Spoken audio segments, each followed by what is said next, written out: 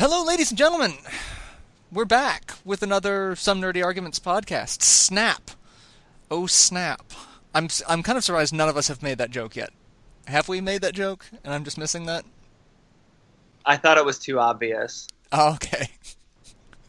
As always, I'm Chris Stollings, otherwise known as MarauderEX, and I'll let the rest of the wonderful cast introduce themselves. I'm Jeff.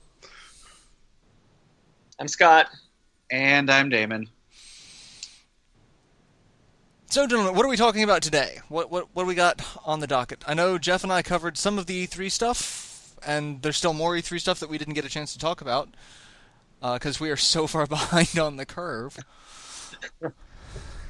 Yeah, that's kind of what happens when we all get sick at the same time.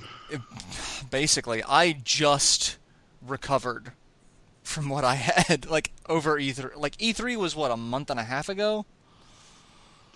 About that. Yeah. About a month. Yeah. So yeah, I'm finally just now not coughing. So it feels good to have working lungs again. Always does. So, Should we just pick up where we left off and just start with Bethesda and go all the way through Nintendo? yeah, we can. I was going to say, Well, first off, you guys weren't here for Microsoft and EA. Do you guys have anything were you guys able to catch anything from those two conferences? We watched a bunch of stuff that wasn't Microsoft and EA. Okay. This though. Okay, well, to catch you up then, the Scorpio is now the Xbox One X. Yeah, I heard that part. Yes. And there was a lot of awkward moments at EA. Some of it was technical. And the only games I could really remember from those two conferences were A Way Out, which is, it looks like an isometric multiplayer game. Huh. Where they demonstrated it in a way where one person would be in a cutscene while the other person could actually watch the scene going on or move away or whatever.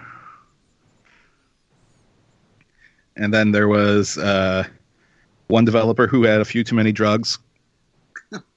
The game was called An Artful Escape. It started out kind of normal, and then he jumped and started flying while playing electric guitar. I completely forgot about that one until you just... I'm going to have to go and watch that. And then there was one that actually caught my eye from Double Fine during the indie sizzle reel that Microsoft had called Ooblets, which seems to be a mix of the...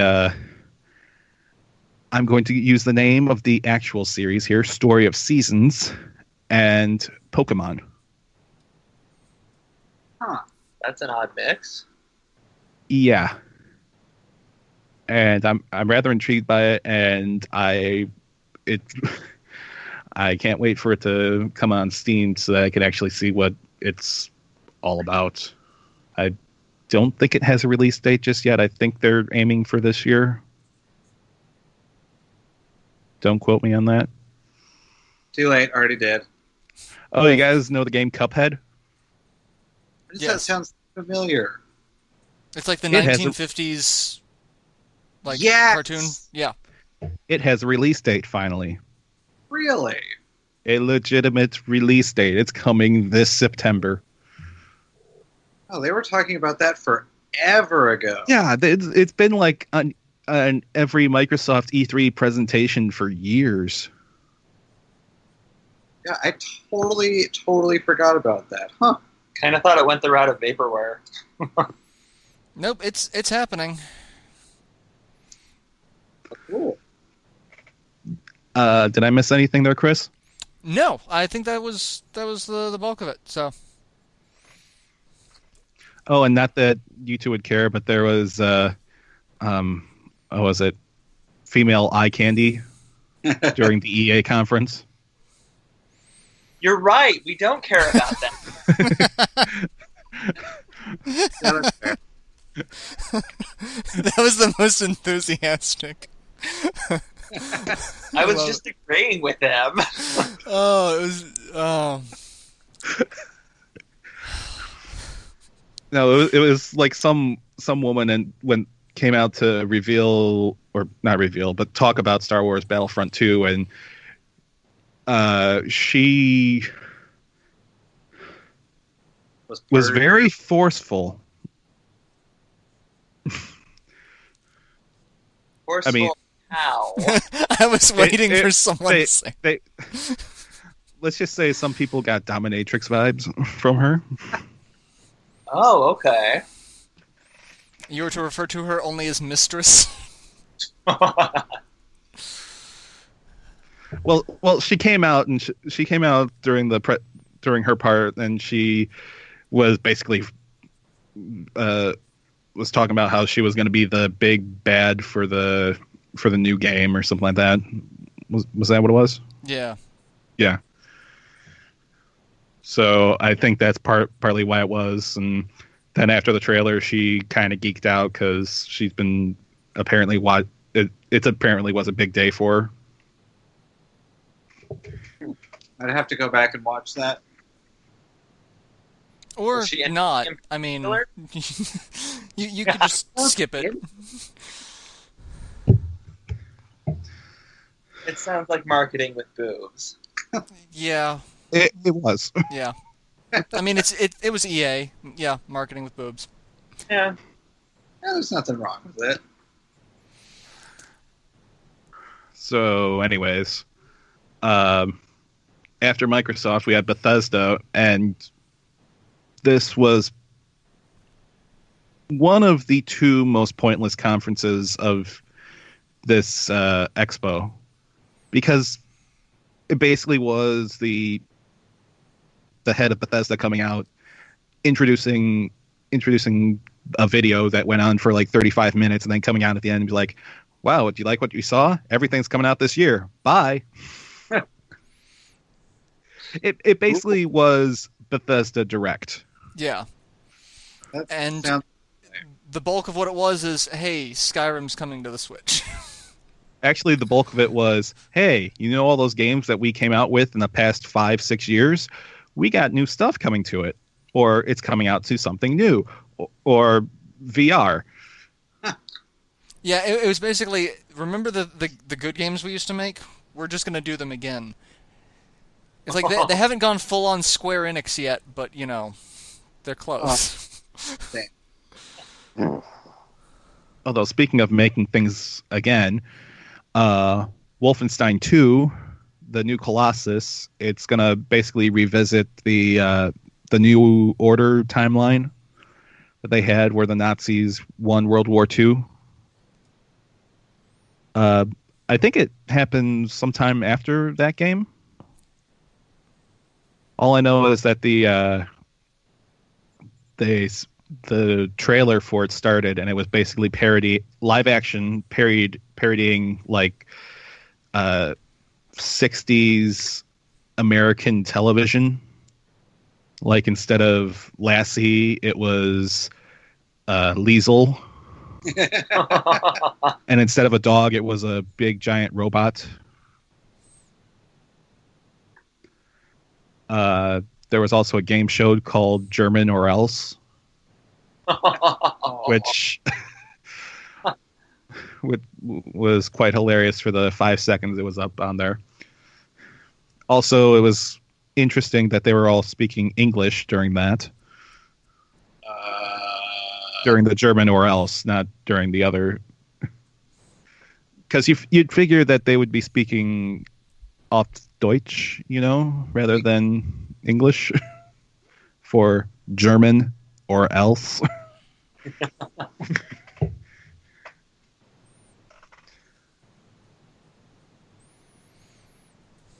Yeah, needless to say, Bethesda was a little... Why? Also, somebody dropped acid at the end of the Wolfenstein 2 trailer. What? Like literally, or Like he took something. He walked forward. A little multicolored lizard thing came from out of the sole of his boot. He grabbed it, talked to it, and then that was it. And the head of Bethesda came out and said, yeah, that was freaking nuts. Someone dropping acid during Wolfenstein. Huh. I mean, it looks cool. I'll probably get it at some point. And at some point, I'll actually play the New Order. So, I mean, Wolfenstein, my Doom, they're my FPS jam. I haven't played Wolfenstein since it was the original. Yeah, I don't think I've played those since the 90s. I haven't either. I've tried Return to Castle Wolfenstein, the one that came out in early 2000s, and it was a big learning. It was quite the learning curve for me because, played all the early 90s FPSs, and not just Wolfenstein, like Doom, the Catacombs. I'm trying to think what else was out during that time. But yeah, just early games like that where there's just one plane. You move from side to side and you shoot what's there, and you don't like have to point up or down or anything like that. So it was definitely a new experience when I first tried that. So anyways, they did have another new game that they showed, and that was The Evil Within 2. Although really the most memorable thing from that was the cover of the Talking... Was it the Talking Heads that did Ordinary World? No, it was Duran Duran. The cover of Duran Duran's Ordinary World. It was so creepy and so wonderful. And I won't cry for yesterday. It's an ordinary world. I probably shouldn't sing that. No. And suddenly we are copyright stricken on YouTube. Oh. Quick, show some Nintendo stuff so we can do a copyright deadlock. Just delete that.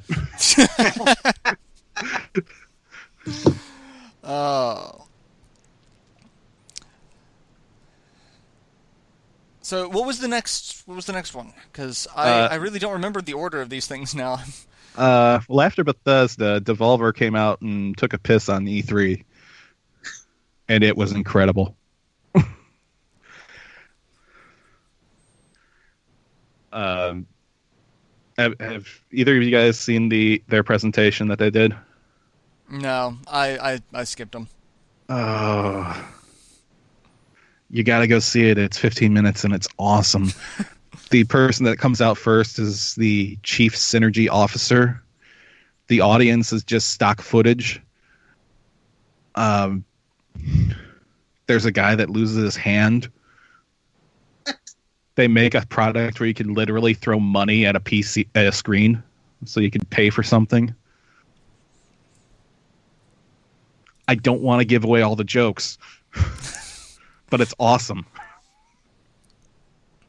And I don't know how they're going to top it next year. If they do this again next year. That's the if, really.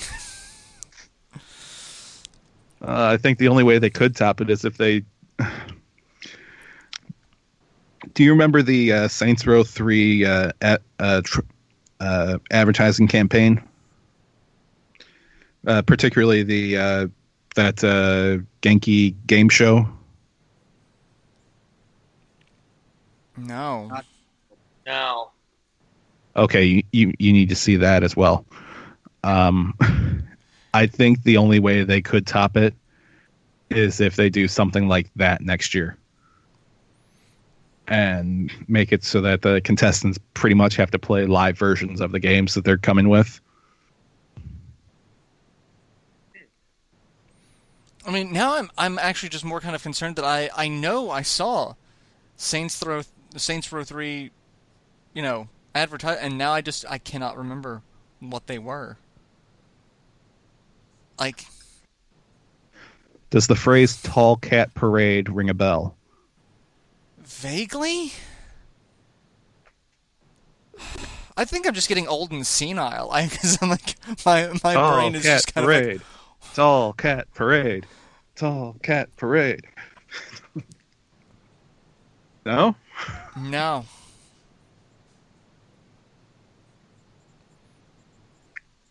I think I'm old and senile. I'm forgetting things. Soon I'll be yelling at clouds. Poor thought. Uh, We'll remember you fondly. Because just we know you won't remember us. basically, just as long as at some point I'm gonna be like, this used to be all underwater. Like, I could see.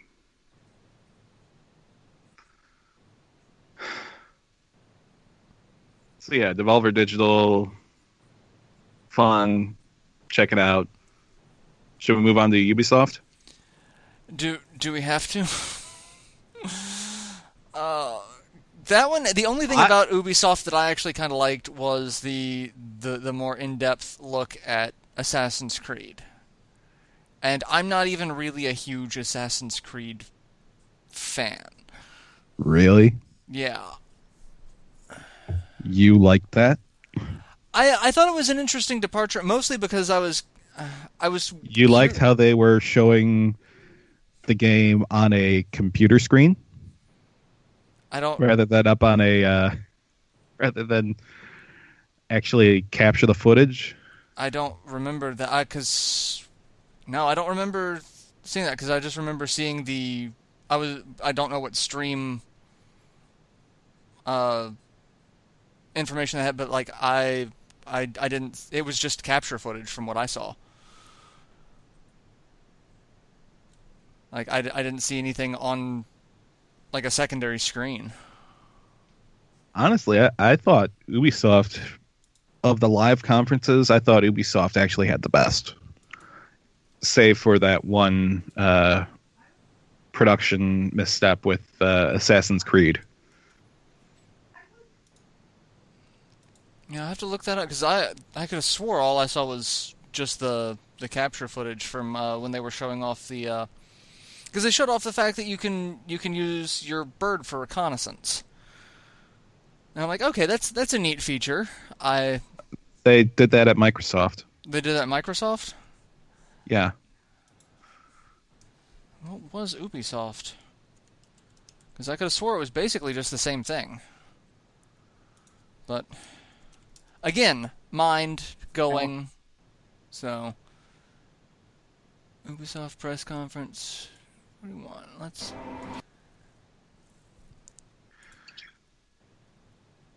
Well, at the very least, they started out with Mario plus Rabbids Kingdom Battle. That is an actual thing. That looked really fun. I thought it did too. It's Nintendo's version of XCOM. Basically, like if you've never played any of the XCOM games, it's Nintendo. Like it's Nintendo and Ubisoft doing Mario XCOM. And actually, the lead on the XCOM games is actually excited about it because he apparently has a couple of young children who he can't really show off what he does Yeah. to them. So something like this, he could show off this and be like, "This is similar to what Daddy does." I just use lots of blood and gore. It's just a little more not kid friendly Yeah. than this. So he's excited about it so that he can show him this and be like, "This is kind of what I do." And so he basically approves of it. I mean, it was very different from what I was expecting, because when they kept saying there's going to be a Mario Rabbids game and it's going to be an RPG, I'm sitting here going, I've played some weird mishmashes of games in my time. I can't wrap my head around this. What What drugs do I need to take for you to explain this to me to where I'm going to see it from the same perspective you guys are seeing it? And then they show the trailer. I'm like, okay, this is. I never would have pieced that together in a million years. Like Mario plus Rabbids plus XCOM. yeah. Because that was the thing. It was the XCOM part that I was missing. I'm like, what kind of RPG are they going to make? Because I was expecting maybe some sort of weird turn-based RPG or like an action RPG, and I would not have ever expected XCOM. Do we know exactly what that Roomba thing was? No. I don't think that was. Now I'm looking that up because I didn't see anything following up on it. Uh,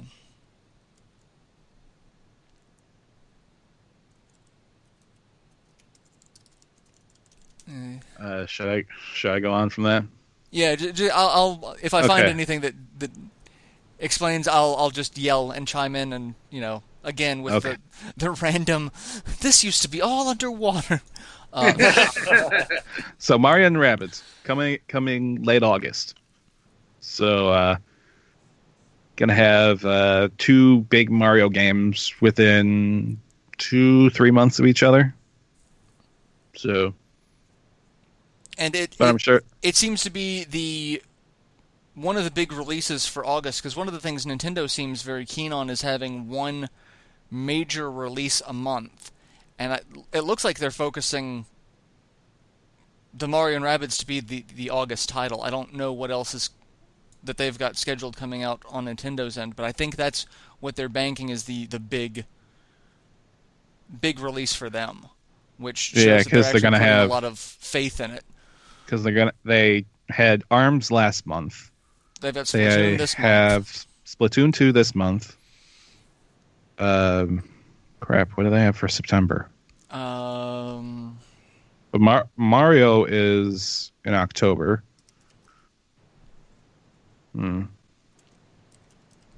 Because I know they have.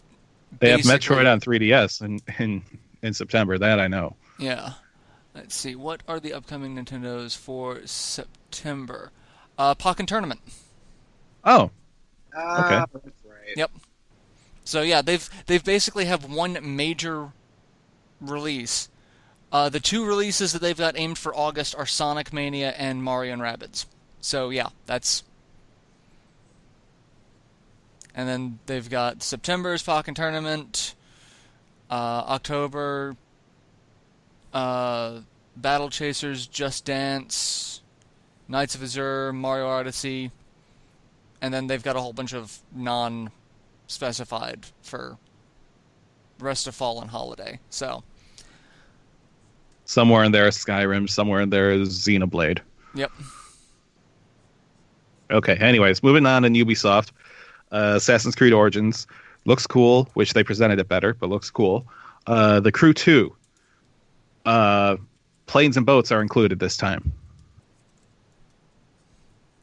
So it's a car game that's more than just cars. Hooray! Like Diddy Kong Racing was more than just kart racing. That's exactly what I was thinking. But Diddy Kong Racing was good. Oh, shade thrown, but true. I miss Diddy Kong Racing. I'm kind of surprised that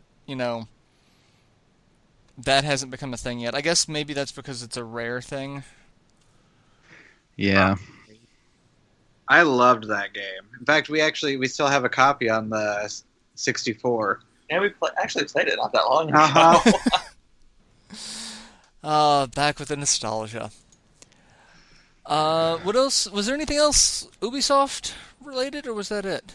Another trailer for South Park: The Fractured But Whole. Oh, and for that, I'm basically just saying, yeah, no. No. Really? Yeah. Are you just not a South Park fan, or you just don't like what you saw? I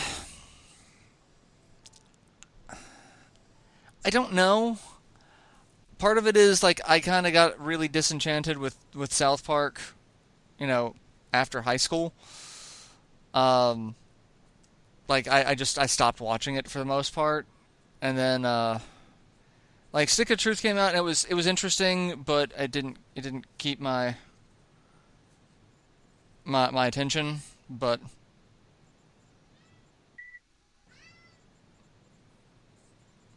yeah, it's yeah. So All right. So then after that, there was that Transference game, which had Elijah Wood in the trailer. Yeah, that one looked kind of trippy. Was that a VR game? I think Yeah. so.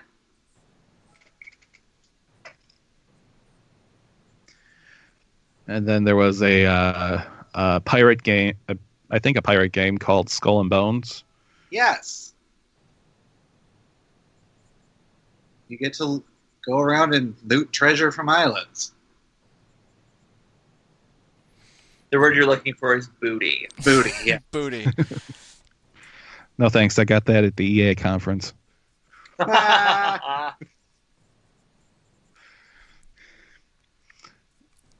And then after that, we had Dancing Pandas and Dancing Sub-Zeros. It was just dance. Just dance. All right. Actually, give me one moment. I need to step out for a second. I'm going to pause the recording, because I need to take care of something. So give me just a moment. All right. Okay. And back to recording. So, all right. So, sorry about that odd interlude. What are we on now? What did I miss? We were talking about the Dancing Sub-Zeros. Right. Oh Lord. It was a weird mishmash of guys in dance crews in Mortal Kombat costumes and pop stars and a panda. Well, why wouldn't there be a panda? Exactly. I mean, everyone wants a panda.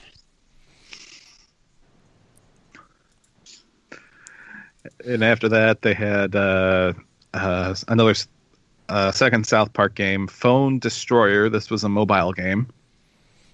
I think it was a card-based battle system that they had. I think so. Yeah. And then after that, Starlink Battle for Atlas.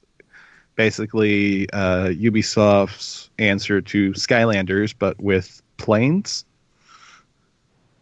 or fighter jets or space things. Kind of late to that party. Yeah.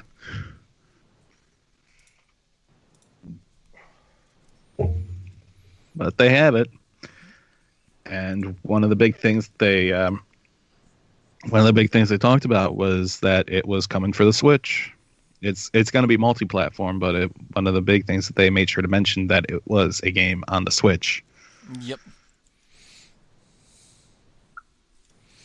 So after that, there was Steep, which is I didn't even realize was actually out. Never a good sign when it's like, hey, yeah, the game's out. Yeah, kind of hard to have quote unforgettable experiences with a game when you forget about the game completely.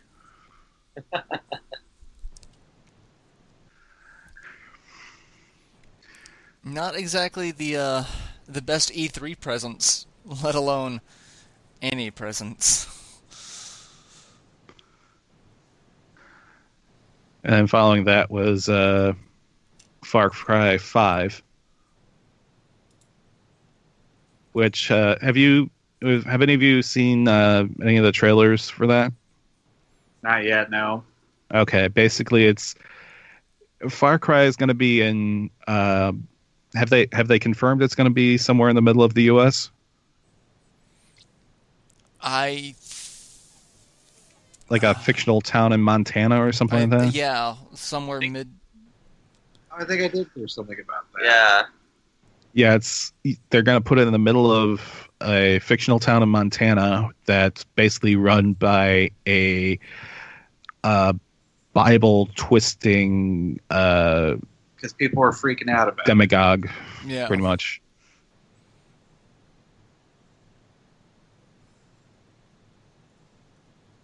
And I think it's an interesting idea, and I'm intrigued to see how it all plays out. I mean, the Far Cry games, the story is kind of interesting, but it's also more what can they get away with the physics engine? Because it's almost like Just Cause in that, like, what can we do to make the game interesting but like kind of realistic with. And now it's Montana, so.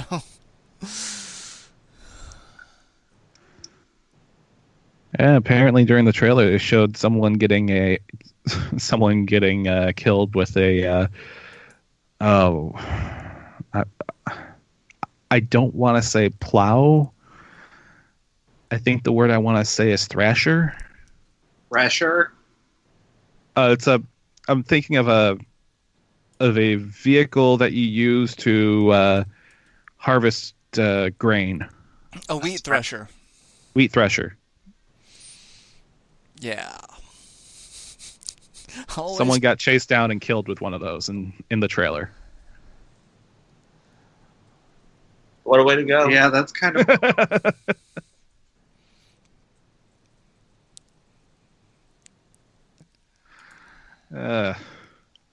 And then after that, we got Beyond Good and Evil 2. Which, to be fair, I'm actually kind of surprised is still a thing. Yeah, I am. I figured that was going to be vaporware. Like, they would be like, we're going to announce it, and it was like too ambitious of a project or something, and then it's just going to crash down on them.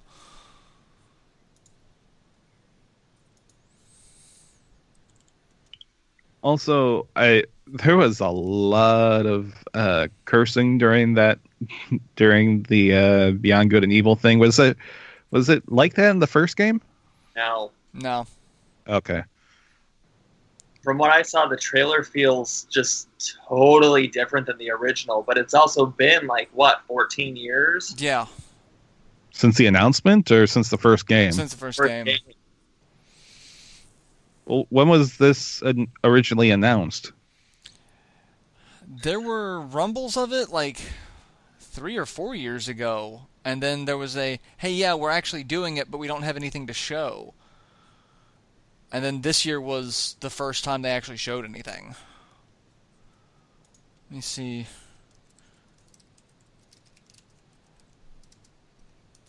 Because, one of the things that people were talking about was that, again, how different it feels, because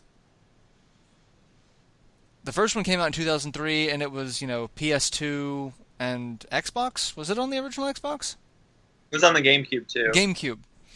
And it was kind of dark. It had some pretty serious themes, but it was still, they didn't want to push the envelope as far as they could. And now it's hey, yeah, now it's 2017. We can get away with whatever we want, So that they made it a fair bit grittier. Let's see. Original Beyond Good and Evil 1 was released in 2003. Rumors about the sequel began to circulate in 2007. Oh, just a good decade ago. Yeah. It's the Duke Nukem Forever of its generation. Kind of, yeah. So, and then late 2016, they posted some images to social media, hinting more about it, that it might be a prequel, lots of back and forth, and then the first actual information that was announced, or footage that was shown was this year.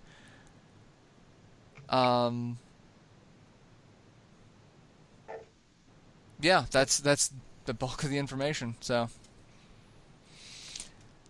2007, 10 years ago. How many years does it have to go to reach Duke Nukem? Oh God. 15. Have to go at least 3 more years, right?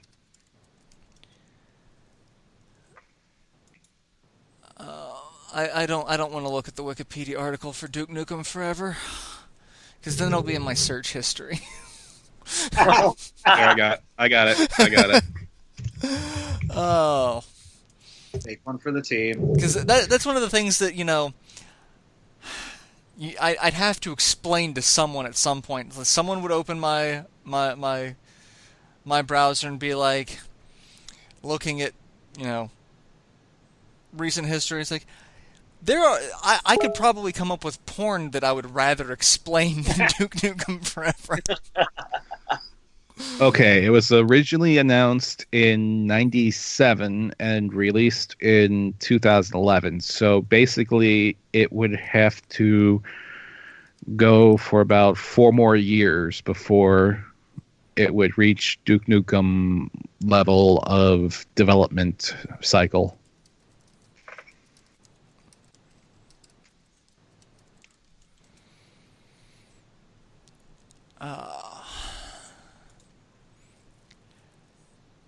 So what's next? Because I'm just still sitting here looking at my browser, thinking, no Duke Nukem. No. Next, I would call the second of the 2 pointless presentations, and that would be Sony. And that is one of those things you really don't expect to say at E3, because usually they go pretty much all out for these conferences. I don't know. This year and last year rang very similarly. Like, they had like a weird performance. Like, they're like, we want to have something weird musically related, and then we're gonna do something a little off the cuff. Like, this year they kind of stuck with like Nintendo's Direct, basically. Like, it's like just watch a whole bunch of trailers. We're not even going to have people come out and talk about them. We might have someone come out and say, hey, are you still awake? Like, same thing happened with Microsoft. I mean, they started out rather Microsoft, and then they went game with a shoutcaster. Game. And I will say, Sony also had a technical issue too, because when they showed their first game, no one on the streams that I checked 3 different streams, no one could hear it. Because it was they did Uncharted.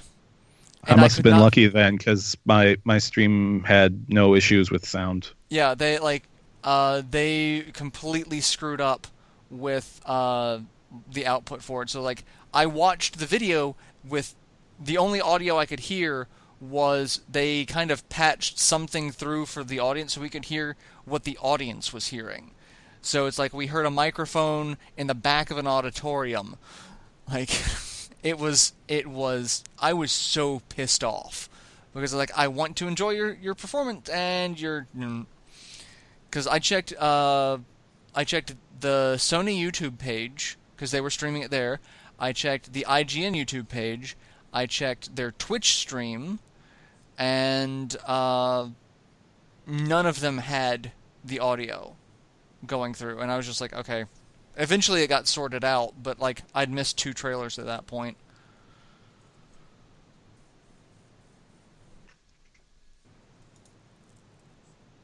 Like, not exactly a good way to a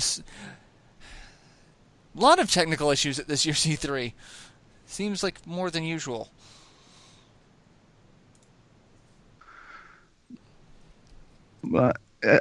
Personally, I think Sony does better at these sort of things when they are just big, loud, and unapologetic, not just game, bye. Well, I mean, last year they had, they walked into it knowing they were aiming to bitch slap Microsoft. Like, they knew everything Microsoft was working. Like, basically, their entire E3 was, we are not Microsoft. Isn't you that can applaud every now. E3 for them? Hmm? Isn't that every E3 for them? Depending on who you ask. Especially since 2013. Yeah, I was gonna say that. So it's like I can kind of see like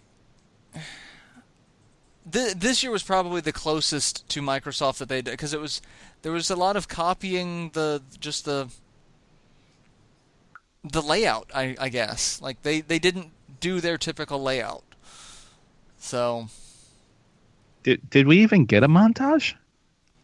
um Like, I think we may have gotten one at the end, but I don't remember. I don't think so, because I'm pretty sure they ended it with Spider-Man. And I don't think there was... By the way, I just want to say I loved how Sean Layden laid into that, saying a true exclusive. After pretty much everything at Microsoft was exclusive, unless you looked at the screen, it said launch exclusive, or... timed exclusive, Xbox and Windows 10 exclusive. Yeah. It's like everything at Microsoft was, it's exclusive if you're counting PC as well. Because that's the thing, like, they were talking about Cuphead. Cuphead is exclusive, but it's Xbox, Windows 10, and I think it's also coming to Steam. So, like, that's going to be any PC platform. There's really no reason for me to ever buy an Xbox. Yeah. No. I have yet to see a reason to, so I have not. And probably will not. Do you have a fast enough PC to play their games? No, not even close. But I have no desire to play just about any of their games. That's the thing, like, Cuphead is one of the few games that I'm super interested. And then, like, some of the other games just got outright canceled, like Scalebound. Yeah. Yeah, that one still stings. Yeah. What was the Phantom Dust? Like, that's out now, but like that's not enough to convince me to buy the console. Oh yeah, that was that weird one with the guy with the emo haircut, wasn't it? Yeah. It's like I played the Phantom Dust on the original Xbox. I actually own it. I forgot that I owned it. I'm looking at my shelf now. I have it. So yeah, it's an interesting game. So I'm like, okay, yeah, I kind of want to try this, but like I was expecting more games for the Xbox coming out to make me want to get it, and I just haven't gotten them yet. Like there was the Crimson Dragon that was done by the guy who did the original Panzer Dragoon games for Sega, and that got universal. Like it got panned. Like everyone's like, it's just terrible. It's a game about dragons. Yeah, it's a game about dragons.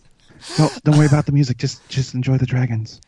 And like it got bad reviews, so I'm like, okay, that's disappointing. And then Scalebound got canceled, and like I can get Cuphead on other like elsewhere. Like there's really not much. Yeah, there's literally not a single game that is enticing me to drop. You don't want to play their booty collecting game? No. Okay, actually, that did look kind of neat. But the only other game I can think of is that compilation of rare games, and that doesn't really count. Yeah, so. That's On the majority of those we games, do. so. Yeah, to justify, because how much is an Xbox One? 500, 400? The original or the one that's or the X? Either one. The original Xbox One, I think, is $300. I thought it was the same price as the PS4. Right now, it's selling for about $250, depending on where. Well, they have the S that's coming out for $300, and then they're going to have the X that's going to come out for $500, and then you're going to have the grandmas that are confused and going to get the less powerful one, and a lot of kids that are going to be upset about it.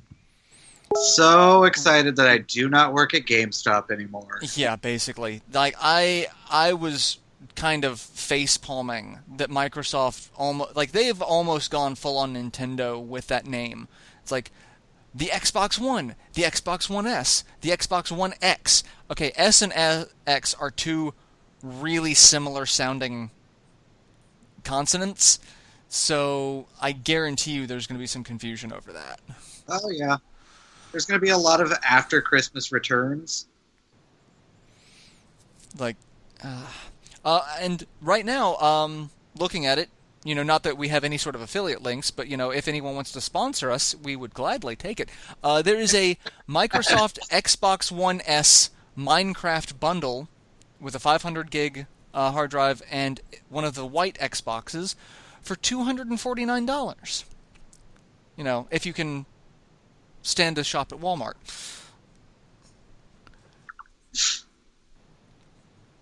Like, I mean, they're not exactly the friendliest company to employees, but that's a deal. Like $250 for that console. That's not bad. I mean, I still don't want to spend $250 on it, but Well, that's what we spent. We just got a PS4 finally. We spent. It was on Amazon, and it was the special 1 terabyte gold edition. Oh, you get the gold one. It's not as bad as you It's think. actually not, because I hate gold, but it's actually an okay gold because it's matte instead of like gloss and yeah. So it's matte gold, which makes it better. Trust me, gold was not my first choice. But for $263, we got the 1 terabyte hard drive and an extra controller. yeah. I mean, that's I'll not a bad. Take the gold for that price point. Yeah. But I mean, to be fair, the four of us do kind of lean more toward the JRPG side of things, which is definitely more Sony's domain. We don't seem to be the hardcore FPS crowd. Like I play Overwatch. That's probably the most hardcore FPS I play. And we were just talking earlier about Jeff playing like Doom and Wolfenstein. Also, I do kind of want to try the new Doom. Like the multiplayer for that looks amazing. But just the gameplay for it is amazing. I've heard the single players actually is really good as well. But like I watched a friend of mine did the open beta for the multiplayer, and it just seemed so chaotic that it was like I could get down on that. So, but yeah, I mean we do. Well, I think there's a demo on Steam if you want to try it out. I will look into that once we're done recording because I really do. But yeah, like to be fair, we do kind of lean toward that because like I'm sitting here comparing like the stuff from the Sony conference and the stuff from Microsoft. It's like, yeah, we are not kind of the Microsoft demographic, but yeah, definitely not their target audience. Yeah. I mean, I picked up a 360 back in the day because that was the console that all of my coworkers had, and so it's like we wanted to like if I wanted to play multiplayer, it's like they had the Xbox, so that's what I went with, and a lot of the multiplayer games that I played were kind of they were the exclusives like Gears of War, that sort of thing. But then like any of the games that I actually sat down and played, just on my own, they were all Sony. Like it was all on the PS3. Are you guys saying we're not the target audience for Super Lucky's Tale? That's the Conquer Cocktease game. Yes, and actually, to be fair, that game actually interested me. It looked neat enough to where I'm like, I thought it was Conquer, and then it's not Conquer, but it's like, okay, this still I think looks everyone neat. thought it was Conquer. Yes, like everyone's like it's some sort of creature with a tail that everyone was just expecting Conquer, and then it was cute and not obscene. Like, oh, it's not Conquer. You're just a cute squirrel. Now, I figure As far as the Xbox One is concerned, we'll probably just do what we did with the 360. We bought my brother's when he got an Xbox One, so he gave it to us for $50, and we got the 7 games that were exclusive to it, Tales of Area and I think The Last Revenant and that Blue Dragon game. Yeah, and Cold Sept Saga. And Cold Sept. Yeah. That's basically my library. I'm looking at it, it's I've also got Crackdown. We bought that a couple of years ago, and we've still never actually plugged it in and played any of those games. God, I hope it works. Right? And you turn it on, and it's a red ring. Red ring. Right? Very well could be, for all I know. Wah, wah, wah, wah. Okay, so should I just run down through what Sony showed, and we'll just pick out what we want to talk about after? Yeah, I've got the list, and I'm I could give or take half of it. So it started out awesome live music with what was that actually water coming down, or was that just the lighting effect they had? I think it was water. I couldn't tell, but I thought I think they actually had some sort of water feature on okay, stage. so they had a cool live present thing at the beginning, which led into Uncharted: The Lost Legacy. And then it followed that was Horizon Zero Dawn DLC, The Frozen Wilds. And then there was some gameplay of the zombie game Days Gone, which featured some, I don't want to say Cirque du Soleil, but maybe some Cirque-esque sort of actors on wires as the gameplay was going down, and they were shaking whenever someone got killed, something like that. I did not see that one. It was, I think it was weird, and it probably made more sense to the people who were actually there. Let's see, Monster Hunter World, that was a bit of a surprise because it's been on Nintendo for a while. The game that probably is the I don't understand this the most award goes to Shadow of the Colossus remaster for the PS4. Yeah, I'm pretty sure I said the exact same thing. Yeah, why? We've been talking about it, and I honestly don't understand the appeal or why they're even doing it. The appeal for the game or the appeal for a remaster? For a remaster. Okay. And then there was Marvel vs. Capcom Infinite with a story demo available now. Meh. Call of Duty World War II. Meh. And then a bunch of VR. Skyrim. And then there was a couple of 2D platformers. Star Child was on. It was a 2D platformer, but it looks like you might actually be It was an odd choice for a VR game. You're not doing this whole first-person perspective thing. And then there was The Inpatient, which I'm pretty sure is going to be a sort of horror game there. I'm going to skip this next one for a sec. Bravo Team, which is it looks like a FPS, and then Moss, which was another one that looked like a 2D platformer, but it looked like that you played sort of this character that sort of looked on and sort of helped out, and you could look down into the water and you could actually see your reflection in there. So there was at least some sort of VR sort of element to that. Then they got out of the VR and showed off the new God of War. Showed off a bit of David Cage's new game, Detroit Become Human.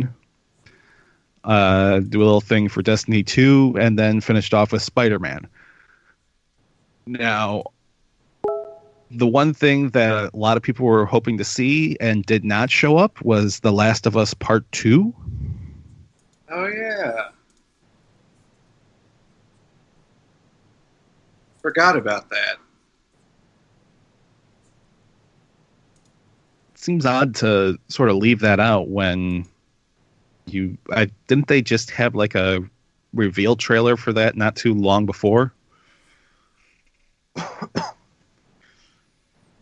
I honestly don't remember when.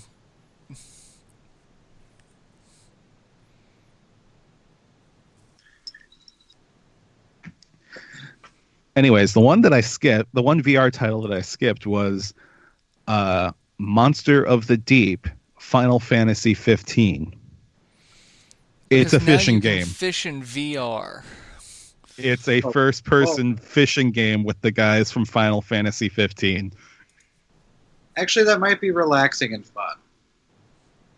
You go fishing with your bros. Yeah.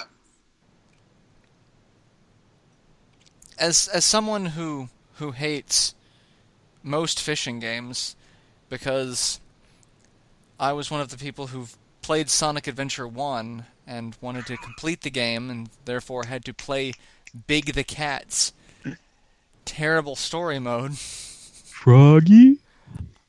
All I can say is, to hell with this.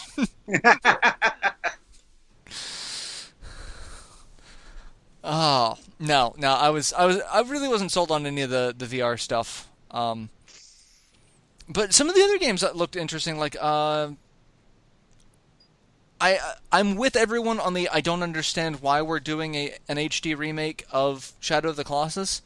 Well, didn't they already do an HD remake? On the PS3.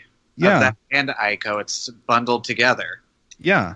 Yeah, but that was up-resing it, I think. Yeah, that wasn't that was them just upscaling. Like that's yeah.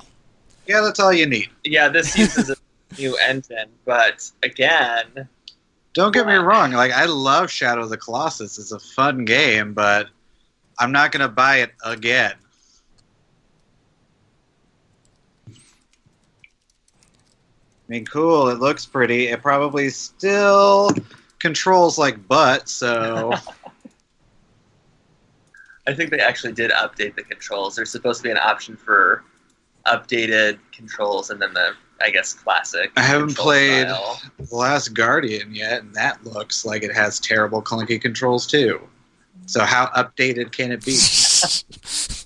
Well, to be fair, Last Guardian's been in development for how long? So it probably uses the same old controls. Where would it fall on the Duke Nukem Forever scale? Less. I'm pretty sure less than. Pretty sure. I wouldn't place bets on it, but you know.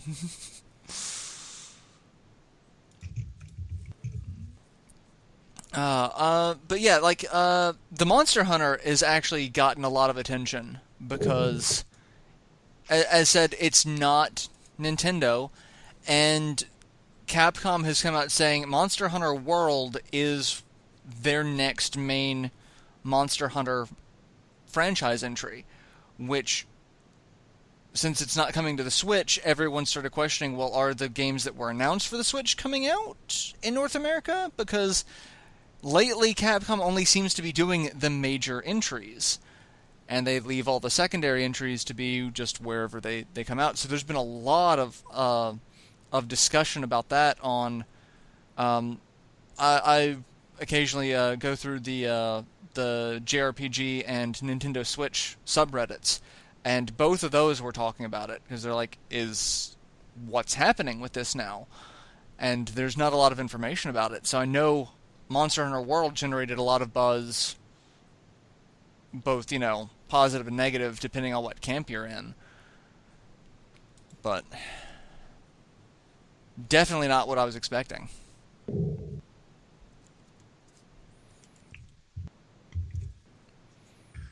Okay, so I checked it, and it was announced in 2009, and it came out the end of last year.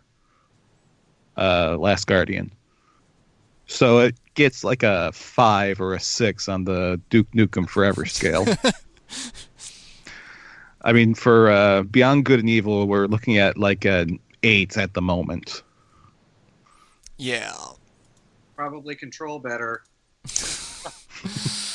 Oh. I know a lot of people aren't too keen about playing Uncharted: The Lost Legacy because it's starring Chloe this time. But I just want to say, any game where we get more Claudia Black is a game that's worth playing. As a matter of fact, I think we should have Claudia Black and Terry Crews in every single game. I'm okay. I don't know if you all play Overwatch or have been following Overwatch. There was a lot of back and forth about Terry Crews voicing a character in Overwatch.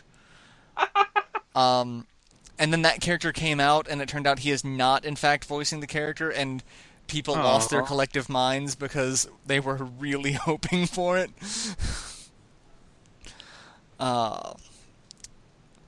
So yeah, no, the character's name is Doomfist. So like you could see why people kind of want Terry Crews. Just imagine Terry Crews yelling Doomfist. Like it would be like playing an Old Spice commercial.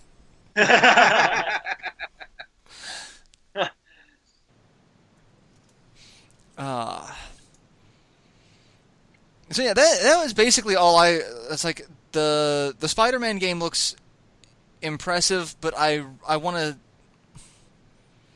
to try it out. Because if you've played Batman, you've played Spider-Man. Yeah, but so did any of you play the Spider-Man games on the PS1? No. I've played a demo. The Spider-Man 2 on the PS1 is generally considered like the best Spider-Man game made, because like it got kind of like the open sandbox aspects. The combat was good. So looking at it, it looks like it's the closest to that style of gameplay that everyone really liked from that era, but very modernized. So I'm really hoping, like, I want to try it out, see how it goes, and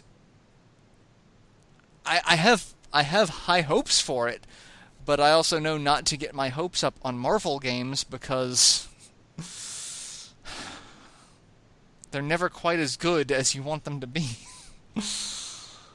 So yeah, I'm cautiously optimistic about that one, and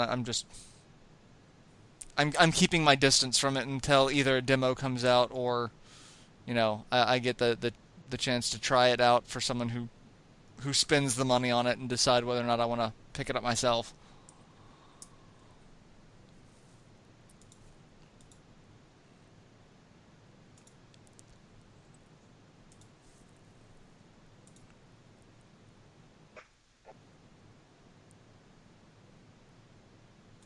I'm a little curious about how they're gonna build the city of Detroit and and become human.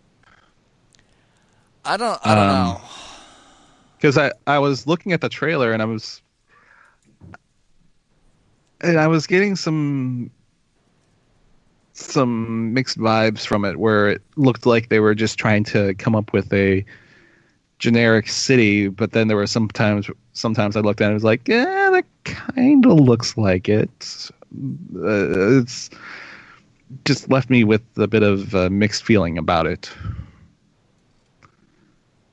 I mean, there's some things I would like to see, like would they have like the Renaissance Center there? Would there be like the Fist of Joe Louis, which is just hanging on Jefferson? Would they try to recreate some of the neighborhoods down there, like Greektown or Foxtown or anything like that? There's a place called Foxtown? It's basically where Fox Theater is, as well as where I think it's technically called the D District now, with where it has all the big stadium stuff like Comerica Park, Ford Field. It's going to have the the new hockey arena down there, Little Caesars Arena. It's got Fox Theater. It's got whatever theater is next to it, and as well as a couple of other things. Oh, okay. I like him to call it Illichville because the Illich family pretty much owns that part of the city. Like, they own Fox Theater, they own the Tigers who play at Comerica Park, they own the Red Wings who are going to play at Little Caesars, they own Hockey Town Cafe, which is over there. One of their former players on the Red Wings has his own restaurant there, Chili's Chili. Yeah.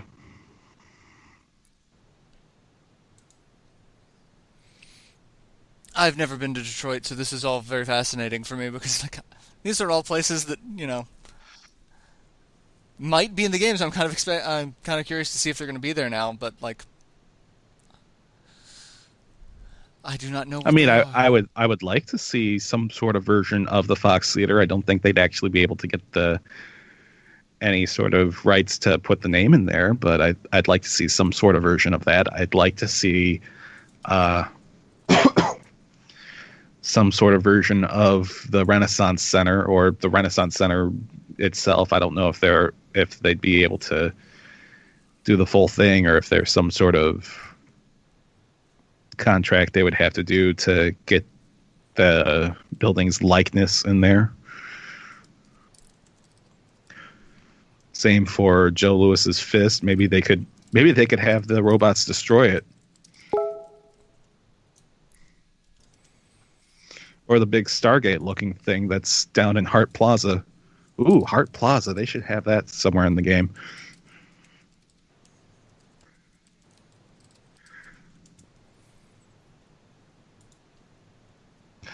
Anything else from Sony we want to cover? No, I pretty much. I mean, there were other things that they showed, but it was mostly stuff beforehand, wasn't it? Like they had like the new Ni no Kuni game that was shown beforehand, as well as a couple other things, I think, right? Am I missing something? I don't think so. I mean, not anything that would be at least PlayStation specific.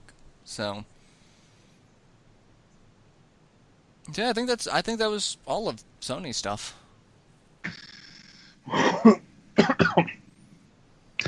Okay, and do you want me to run through Nintendo stuff as well, or? Yeah, let's just go ahead and run through Nintendo stuff because that was an experience. Okay, so it started out they had a montage because somebody had to have a montage at like ARMS and Pokken Tournament, DX, and FIFA 18 and Splatoon 2, all things that we knew already beforehand. And then Rocket League. Did we know about Rocket League? No. That was kind of a surprise. Like, not what people were expecting on the Switch. They may have talked about it beforehand, but like this was them showing that it's actually coming. Like that was the kind of shocker to it.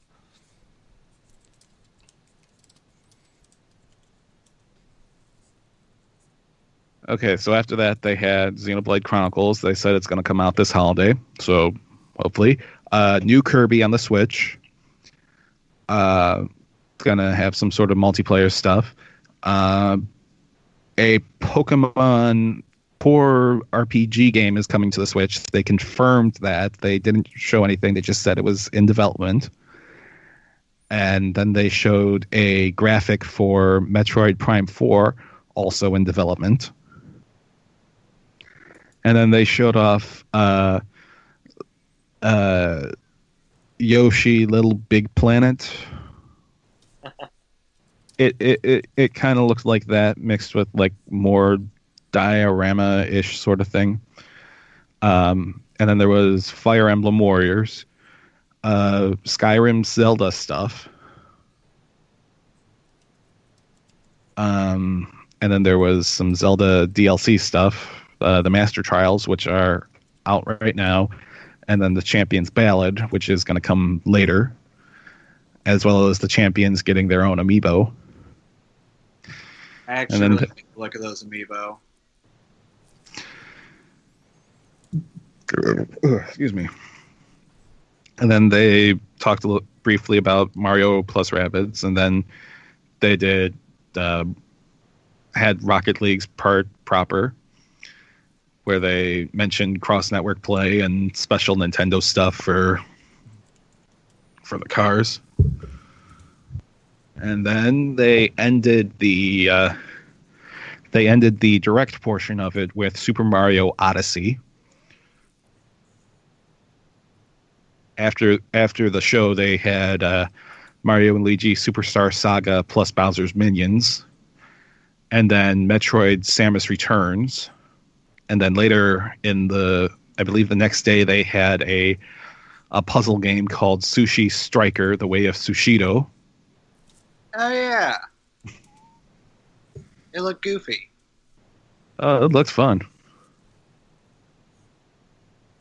And I'm surprised during the entire week they didn't talk about Hey Pikmin or any new 3DS Kirby multiplayer game that they teased in the previous Direct.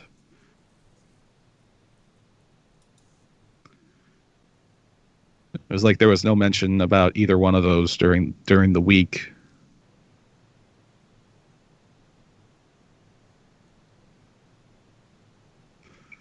So where do we want to start? I'm kind of surprised that the entire Direct focused on Switch. And then they covered all the 3DS stuff during the Treehouse stuff. But their E3 not stage show, but their E3 presence was Switch. Well, I think a lot of the narrative, whether right or wrong, was Nintendo doesn't have enough games for the Switch, so they pretty much came out as like, hey, you wanted games for the Switch? Here are all the games for the Switch. And that was it. Like they were focusing a lot on games that were coming out soon. Like they had a lot of things that are like very vague and nebulous, like Metroid Prime 4 and the Pokemon mainline. But then right behind that, they're also like, hey, we've got Xenoblade and we've got Pokken Tournament, and like we've got Rocket these things League coming out like now. So, but I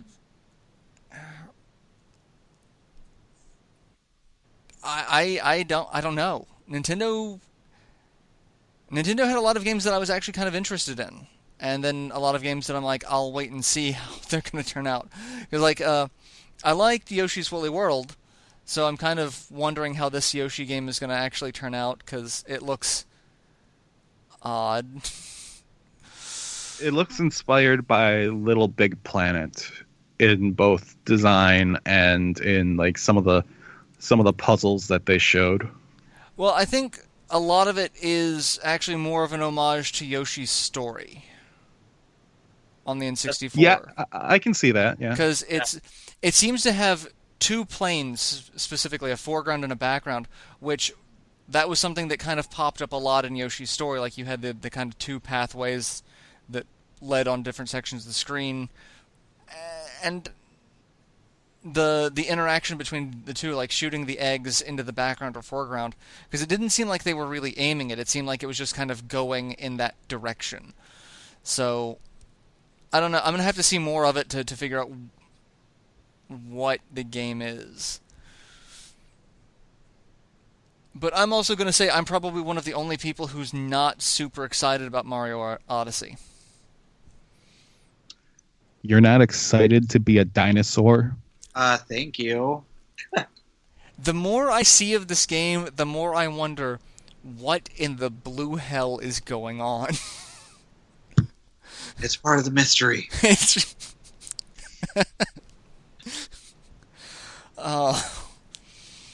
You know, a lot of people are trying to compare this to like Sonic Adventure.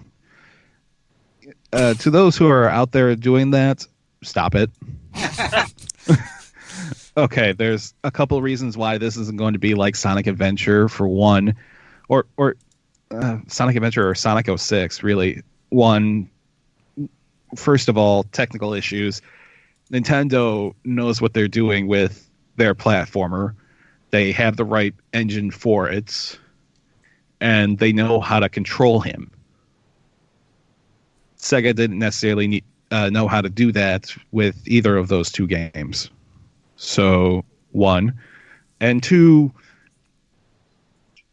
why do you have to do that to me? I hate those games. I want to love this one. I liked Sonic Adventure 2. I don't think we could be friends anymore. I liked it too back in the day, but I don't think it's aged particularly well. No, either. and I think if I had to the Chow thingies, the breeding to get the immortal ones, if I had to go through that again, I'd probably rather chew on tinfoil, but I really disliked Sonic Adventure 2, personally. I liked Sonic Adventure 1. I loved 1, but 2, Wait, you liked 1 but hated 2? Yeah. How? So, Sonic Adventure, like, I got a Dreamcast at launch. Like, I got a Dreamcast at launch, I got Sonic Adventure 1, and I got Soul Calibur. That was how I spent the next, 6 months. And so Sonic Adventure 1 seemed really interesting. Like, it was, it was kind of different. And then when Sonic Adventure 2 came out, I tried playing the demo for it, because I forget what game actually had a demo for it that came bundled in. It might have been Phantasy Star. And I tried it, and, I hated how Sonic felt, really floaty. I hated the concept of Shadow the Hedgehog, because I was so tired of anti-heroes left and right.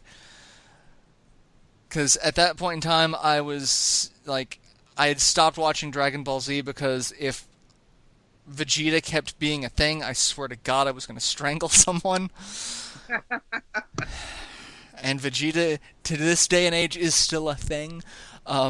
So yeah, it was just too much.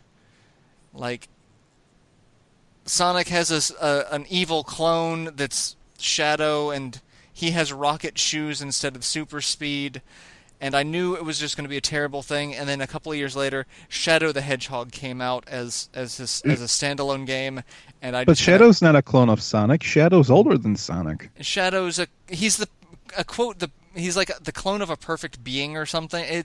I stopped paying attention when it got stupid. Awesome. Shut your mouth. Also, I like Shadow the Hedgehog, the game. You shut your mouth.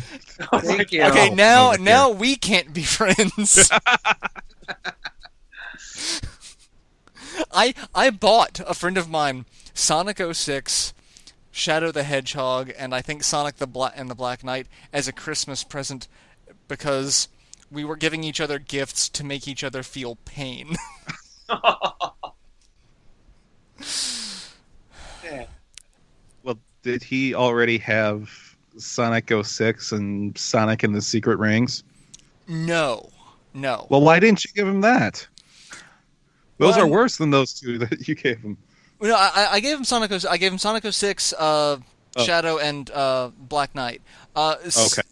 Basically, Never any mind. of the Wii storybook games, they're basically the same game. Like Sonic and the Secret Ring, Sonic and Black Knight, and there was a third one, I think. I can at least control Sonic and the Black Knight. How? I mean, Sonic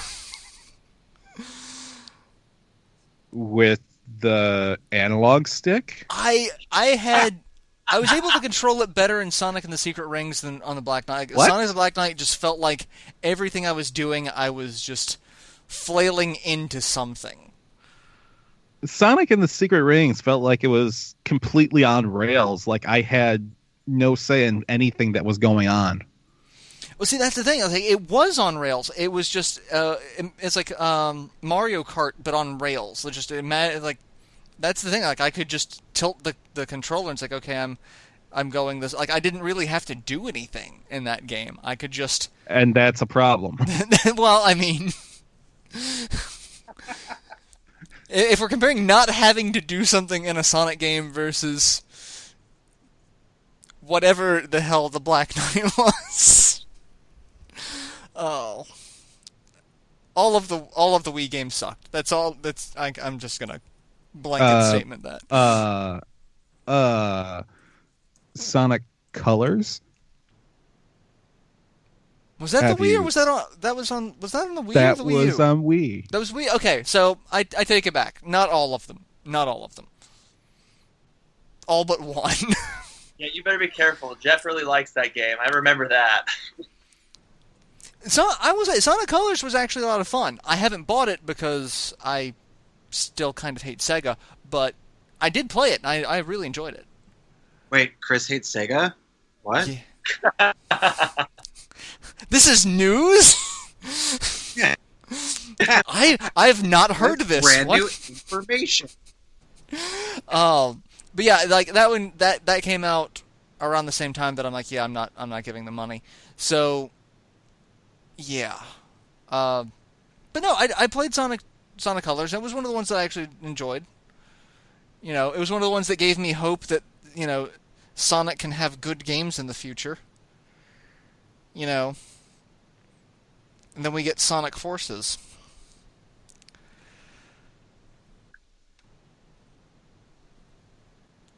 No one's going to comment on Sonic Forces? Okay.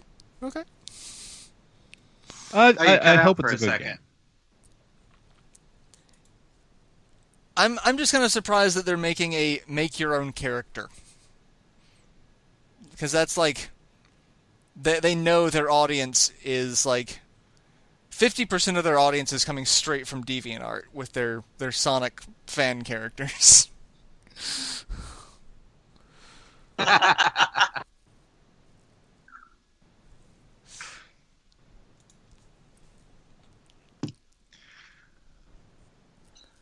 So anyways, the Nintendo presentation. As we got completely sidetracked on something. Metroid. That's so exciting. I'm happy for the people that have been waiting a long time for this. I'm not really a Metroid fan, but I know from back during that round table that we had at the old site where a lot of people were upset about Federation Forces. I'm happy for them that they are getting the Metroid 2 remake on 3DS. I'm happy they're getting Metroid Prime 4. I hope it goes well for them. I never really got into the Prime series. I have them. I just haven't really gotten a chance to play more than like an hour.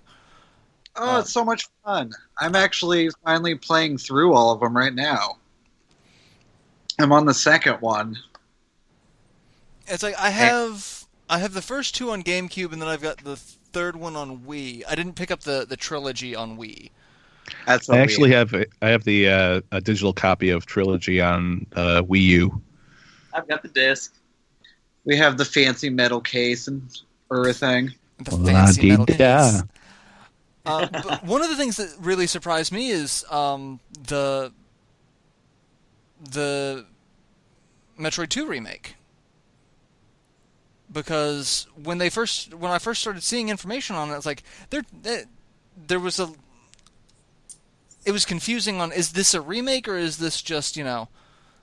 And they're like, yeah, it's a remake, and like that. Then it kind of started making sense why they took down the fan-made Metroid 2 remake. It's like because they have a directly competing product. I mean, not that Nintendo would have let it go because it's Nintendo and they don't like that sort of thing, but like it was actually kind of amazing that it's a directly competing product. Yeah. I am personally stoked for that game and for the accompanying amiibo. Amiibos? Amiibi? I don't know what the plural is. What's the I plural think the for plural is amiibo. Amiibo? Amiibo plural is amiibo, I think. Look at all those amiibo. Yeah, that sounds right. Yeah, it fits. I've got a couple of friends who are English majors. I'll ask them. Like, But I mean, I kind of lean more toward the Metroidvania style games. And to be fair, like the first time I sat through and played through the entirety of Super Metroid was like this year. Me too. So like, and I was playing it an emulated version, so I'm chalking up a lot of my frustration to the game with that there was input lag for it because of how I was playing it on an emulator. So I'm like, okay, input lag because like I could not for the life of me do the space jump. I could not get the timing down to it. Is harder. The one that's almost impossible. I played it on the eShop the Virtual Console on the Wii U, and space jumping was difficult, but wall jumping, dear Lord, was that the worst thing they ever tried to do. So I was like, I had a couple of gripes with it. I tend to lean more toward the Castlevania, Metroidvania games, but I'm really excited for both games. It means I actually need to play through the Metroid Prime trilogy before 4 comes out. So do it. It's so good. Yeah, I'm really interested to see where Prime 4 shows up in the timeline, because Prime 3 kind of wrapped everything up. Yeah. So, like, I heard it was a very self-contained story for the 3 games. Like, yeah, they are. I mean, they kind of have the same overall theme, I guess you could say. You could play them all separately and understand everything just fine, but I'm kind of wondering if it's almost like a tentative title, if they're just calling it that because it's going to be the same sort of style, but not necessarily related to the others, if that makes sense. I can kind of see where you're coming from with that, yeah. I guess that kind of explains how people were trying to explain it to me, so... By the way, on Samus Returns, it's being done by Mercury Steam, which was the same developer that worked on Castlevania Lords of Shadow Mirror of Fate, which was initially on 3DS before getting ported to a bunch of different places. So, as one person I saw put it, this would be the first developer that could, without any sort of irony, be able to put down worked on Metroidvania and their resume. That's fabulous. Also, I want to say it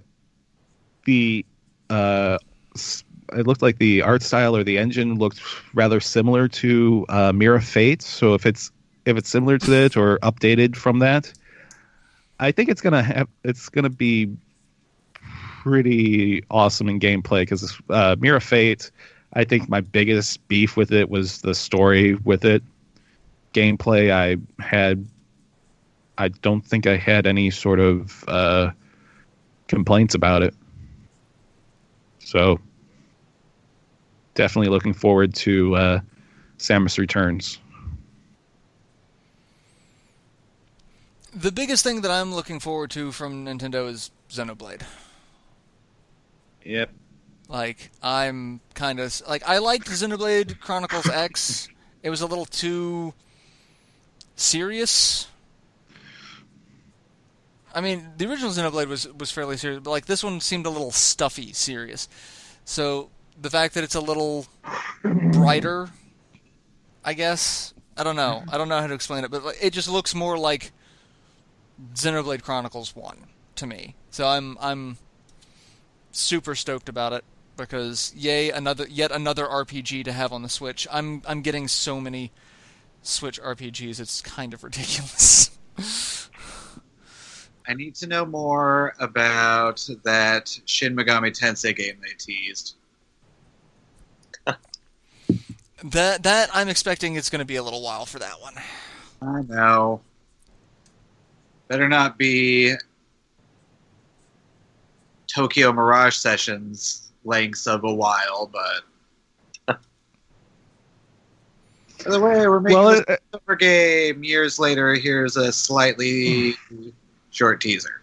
Well, it's if unless we're all wrong about it, it's going to be a main series game. It's going to be a SMT series game. So I'm guessing SMT, but so really the biggest issue would be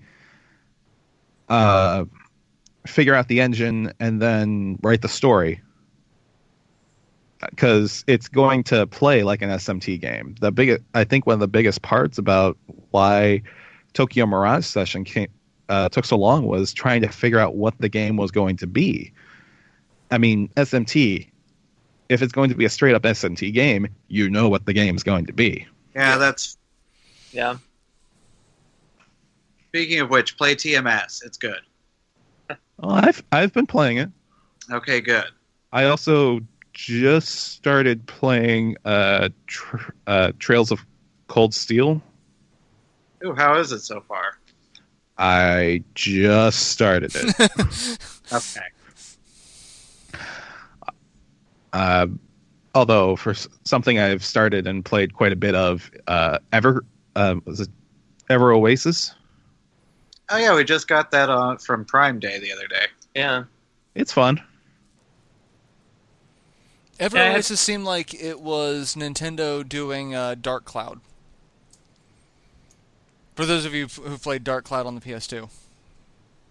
Own it, haven't played it. Shocking. I mean, so I'm going to say it because, yeah, I think Nintendo had probably one of the best showings at E3. Because they had a pretty decent, array of things coming out in the future. They had a pretty good array of things, long term. And I was, again, it was like a half hour of nothing but Switch. And then at the Directs was all the 3DS stuff. So I was impressed with it. I think it was definitely their best showing they've had since, I think 2014 was the last really good one they had. I'm trying to remember. 2015 was the one where they officially unveiled Star Fox Zero, right? I think so. And last year was just all Breath of the Wild. Yeah. Okay, so yeah, 2014 was the last really good one that I think they did. So I think it definitely, if it doesn't come up even to it, it definitely deserves to be in the conversation with it. Yeah. I mean, all in all, I was more impressed with this year's E3 than I was expecting to be, because I kind of went into it thinking this is either going to be a crappy E3 because they're not really going to show a lot of stuff. Like, I was expecting, Microsoft to come out and be like, hey, entertainment features that aren't games, and I honestly had no idea what Sony was going to bring to the table this year. And I knew Nintendo was have no idea what Sony brought to the table, period. it just all... It felt like I could have done this on YouTube. Just put everything in a playlist and just hit autoplay. I'm wondering Sony. if that's where they're going to start going, because... Like, that's what Nintendo's been doing, and obviously it's working for them. They don't have to spend as much money at E3 to have the stage show. They just have you need the hype conference. You need the hype with it. I mean, because if you're just showing trailer, there's... I mean, you can still have... Like, Nintendo had their... I mean, they didn't really have hype, but they had they had Reggie come out in between sections and talk about it. But I mean, I think they're kind of realizing that having like the huge stage show is not necessarily the most cost-effective means of... Because I mean, I can't even fathom how much they spend for E3 just for the stage shows, and then they're there for the rest of the week with all the demonstrations and everything, and all the booth exhibitions. So like, I kind of see that they've reached a point where it's like, how much money are they spending on this versus how much are they expecting to make off of it? I think they might have just kind of hit that wall.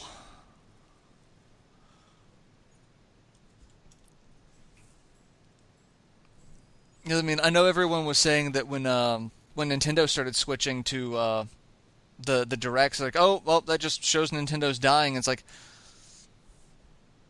they've been doing pretty well. I mean, it's not last year's wasn't great, but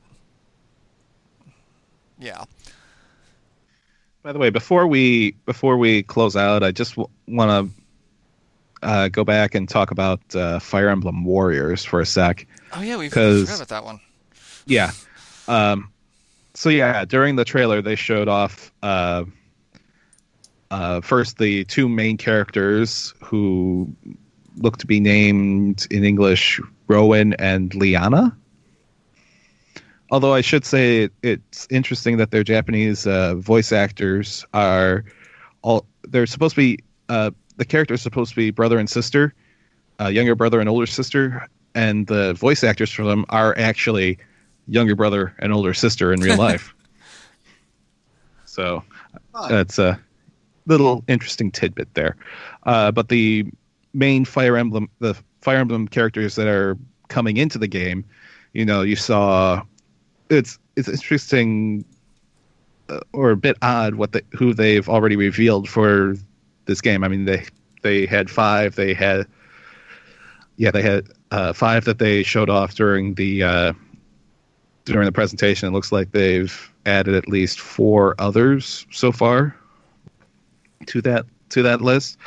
But during the presentation, you have Marth, Obs. Can somebody tell me why Marth is so popular? I don't get it. I really don't. I hate Marth.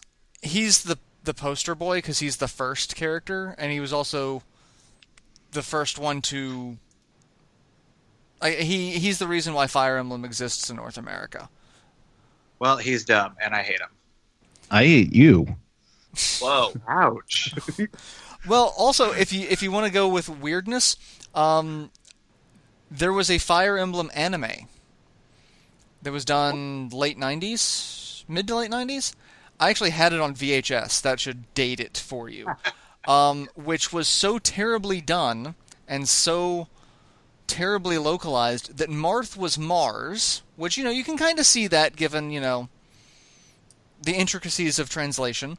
But his sword was also a giant freaking broadsword, almost like Cloud's Buster sword. That's right. It was so it was awful. It was awful. But yeah, it's like MC Hammer cartoon awful, or That's not a fair comparison. yeah, I was about to say, like, that's on a completely different scale. Like, that's it's like it's as bad as Sonic Underground, the Sonic cartoon where they were all in a band. Like, it's about that bad. okay. Ooh. So yeah. Ouch. Because it's like, hey, this wonderful source material that you've come to know and love, guess what? What's that on top of it? A steaming pile of crap? Oh boy.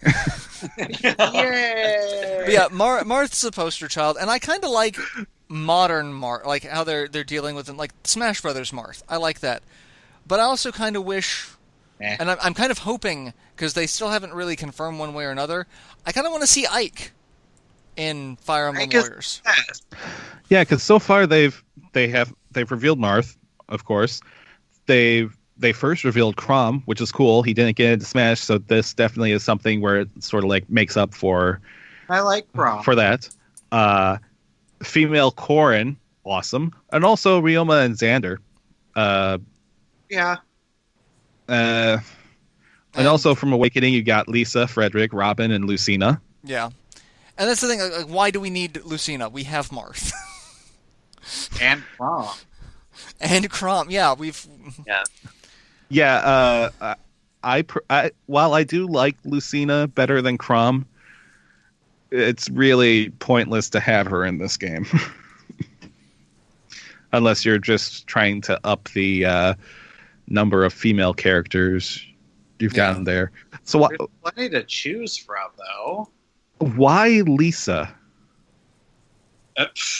I mean, I understand why you would have someone like Frederick in there. I mean, it's a mounted unit, so it gives you something different.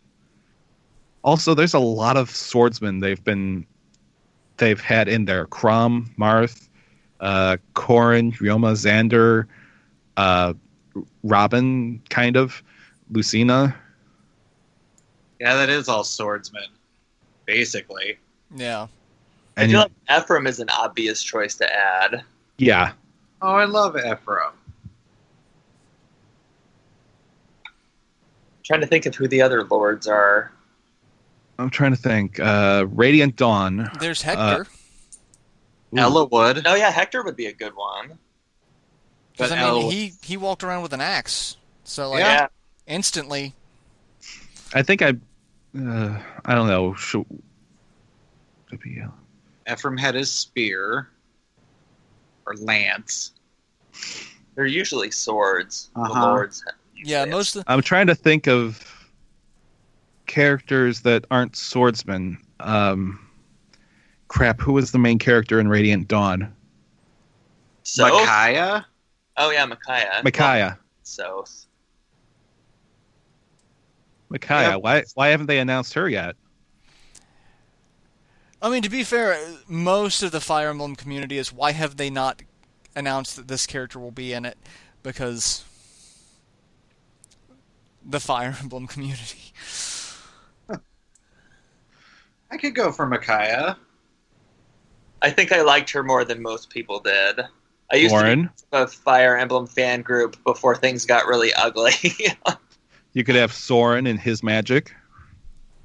Yeah. Oh, I love Soren. Yeah. You can have If you some wanted. elf too. I I mean, could. that's something they could do. They could have Robin focus more on magic than sword and kind of break it up that way. If you want mounted units, Camilla. Yeah. I mean, if you want mounted units, Oh. you can go like super old school and go like Cain and Abel from Oh yeah. Shadow Dragon, or the first Fire Emblem, because same game. But well, actually, I was going to go with Titania from the Radiant games. that, yeah, another solid choice. Har. Yeah, you need Har. He's the best dragon of them all. Dragon Rider. So yeah, it's really going to boil down to what else are they going to announce? Because I know people are talking about that they want to keep some of the really old school Fire Emblem characters like Marth, and then focus mostly on newer characters. So it'd be, I guess the last 3 game releases is what they're aiming for between. Like, yeah, where are the announcements for Alm and Celica? Yeah.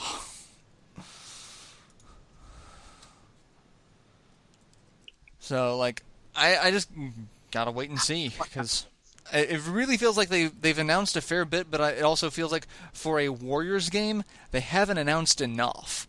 Because that's one of the things about a lot of Warriors games is like the cast always seems to get out of hand. I think personally, I'd like to see the representation more spread out throughout all the games, like have at least one character from each game. What I was hoping was that they would do something like what the Dissidia games did, and have Each one. All the characters. Well, like the first Dissidia game had like the hero and villain from each main game, from each of the main numbered games. So like do something like that with a Fire Emblem, like pick 2 characters from each game, either be hero, villain, or 2 heroes, because like for you could have Ike and the Black Knight. Like, that would have been an interesting juxtaposition. Like, why not?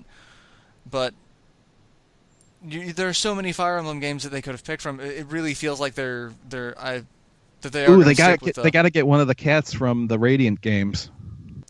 Yeah. Get that one Dragon King from those games. And maybe one of the female dragons from any of the games, really. Yeah, that would be interesting. They certainly have enough to choose from. And they've got a huge cast of characters because they've got the mobile game that they're pulling from now. That is I don't know if any of you have played the Fire Emblem mobile game, but it's It's okay. It's not great. I was expecting a little more from it, but I mean, as far as mobile games go, it's no worse than like Final Fantasy, Brave Exvius, or Record Keeper. So like, I mean, granted, the bar for mobile gaming for me is not set very high, so it doesn't take much. But But we also got to remember that mobile games from Nintendo are about giving you a taste of the real game. yeah, I mean, they still want you to get the consoles to play the actual games, but this is just sort of a taste for those who don't have them just yet. yeah. I highly recommend trying Fate Grand Order. It's pretty much the only mobile game that I actually like. Do it. I will download it as soon as we finish with the podcast. That sounds like a lie. No, actually, I don't have a it's not. smartphone, so My phone's half dead, so I have to actually go charge it before I start trying to download anything. Like I'm sitting here like I'm at somewhere in the red percentage. So Fine. but on that, so what we'll end up with? What's everyone's thoughts on E3? Did you yay, nay? Good E3 all around? Could have been better. Could have been worse. Everyone's thought. Okay. Seems slightly better than recent years. Sort of. I know we have to get a Switch. I mean, that for me, yeah. As a Switch owner, I think Nintendo did pretty well, and then I think Sony did really well as well. So like, all in all, for the consoles I have, it was a good showing. There are several games that I went out and reserved after the fact. So I think presentation-wise, it was an A. I mean, I wanna. I got to be careful how I say this. I want a hype man for the games. So, yeah, that is something you were saying. Like you felt like it was more you could have just watched on YouTube and not cared. Yeah. So I mean, if you're gonna do a presentation, I want there to be some hype man there to. But I really should not say. I have to anything more ask than this: but when you have the hype man, you run the risk of getting the weird, awkward moments like the Dominatrix, or the guy shoutcasting that arena shooter game. Neither one was really bad.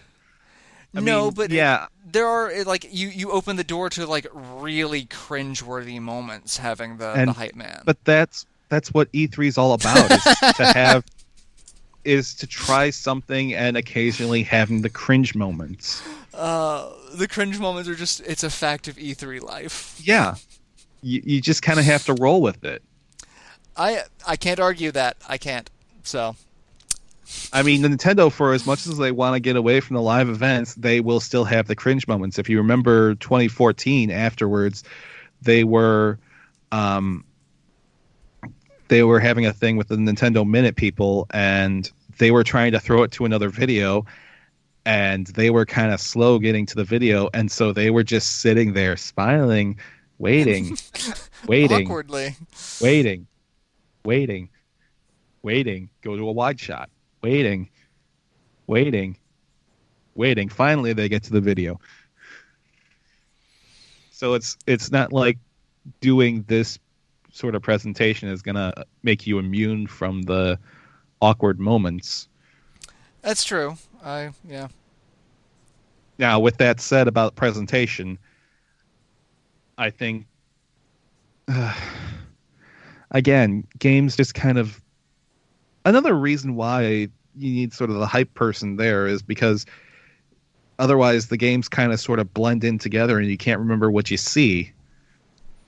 I mean, there's only a couple games I can recall from the first two presentations, and that was, well, actually, I can recall a bunch of things from the EA conference, but the ones that really stood out were A Way Out, And then over at Microsoft, what was it? Yeah, over at Microsoft, it was just a couple of weird looking games that stood out. Nothing really. It just kind of all ran together and was kind of forgetful. But at least for the things that I remember, it was definitely a yay. Also, Devolver Digital 1. I have that loaded. We're gonna watch it after we're done here. Okay. So all in all, a pretty positive E3 showing. So, yeah. Any other final thoughts before we close it out? Should we all say what we're playing right now? I'm playing Hollow Knight. I just got Hollow Knight from Indie Box. I saw the video on that. Yeah, I'm so looking forward to trying that out. I've heard so many good things. Oh, it's pretty great. I've never even heard of it. So. Me either. It's a Metroidvania. It's a very stylized Metroidvania. it's a Metroidvania with elements of Dark Souls. Oh, that's I'll have to look into interesting. it. Yeah. And it has like an aesthetic, a visual aesthetic that I believe was not handcrafted, but like hand drawn. I like the sound of that. Yeah.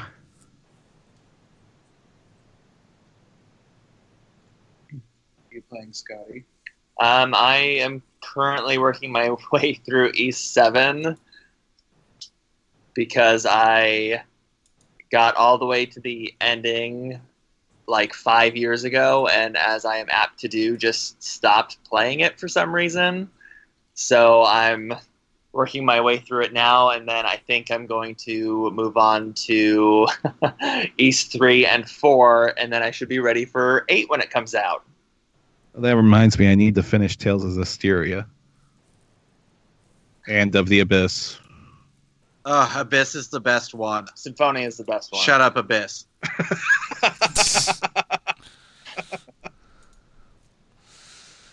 We've had that argument a couple times.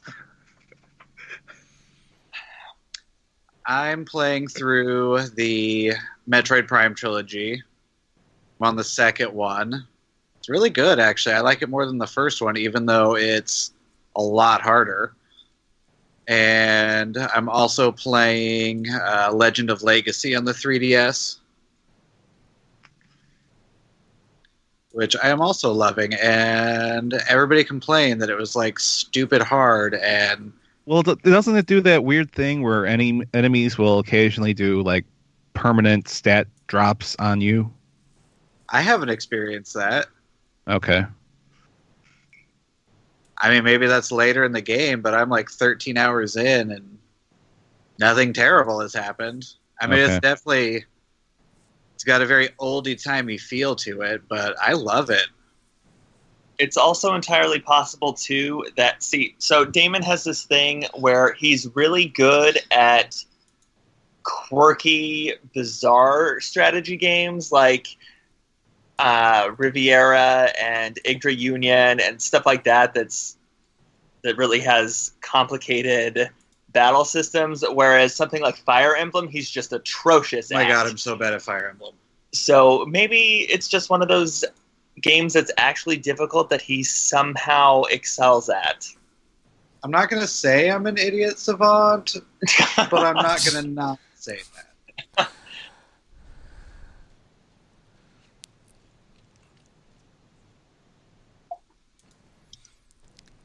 So what have you been playing, Chris? Well, like I said, I just got Hollow Knight. I'm looking forward to starting that up. I've been playing Mighty Gunvolt Burst on the Switch, and I've been playing Shining Force CD for YouTube. So that's what I'm working on now. So